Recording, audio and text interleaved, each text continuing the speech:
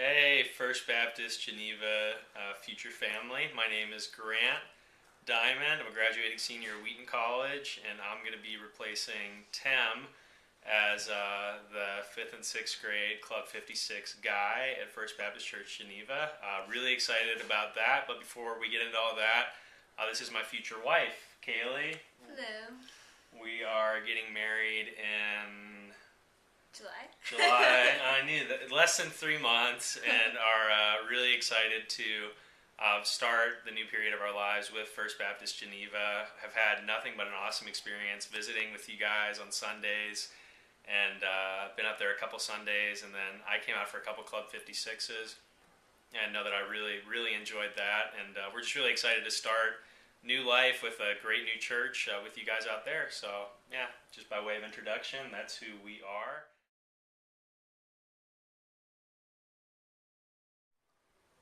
So the biggest thing I'm excited about youth ministry, and especially with the 5th and 6th grade group and the middle school age group, is the teachability of kids at that age.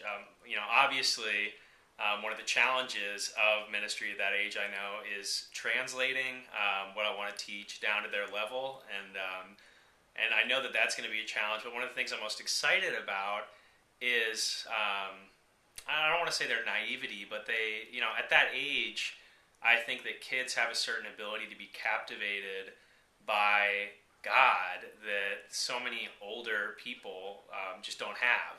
And at that age, I think we as youth workers have this incredible opportunity to just capture kids' imaginations with God, because they're so active with their imaginations. And for me, I never experienced God in that way at that age. God was just this thing that I went to church on Sundays. Maybe I went to a Wednesday night group like Club 56, but God never really captured my heart and my imagination. But kids' hearts and their imaginations are going to get captured by something. There's some storyline that's going to grab these kids, and for me, the thing I'm most excited about is to try to grab them with the incredible story, life-changing, powerful, been in existence for over 2,000 years story of the gospel. And so that's what I'm most excited about working with 5th and 6th and middle school students.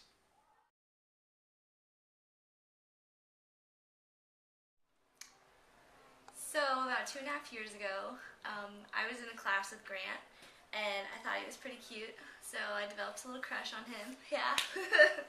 And my roommates were friends with him. They were on the debate team together, and so You didn't have to tell them. well, that's how they knew each other. He was really cool. So my roommate set me up on a date with him, and it was a blind date because he didn't know who he was going with, and I knew the whole time who I was going with. I knew a lot about him. I knew where he was from. I knew all this stuff, but I had to act completely oblivious. Like I didn't know anything. Her roommates had actually told me that my date was going to be the leftover girl on the floor. That like every year there was a girl on the floor who couldn't get a date, and they needed a guy like on standby to take that girl. And they had convinced me that this was like I had agreed to the blind date, and only after they told me that was going to be my role.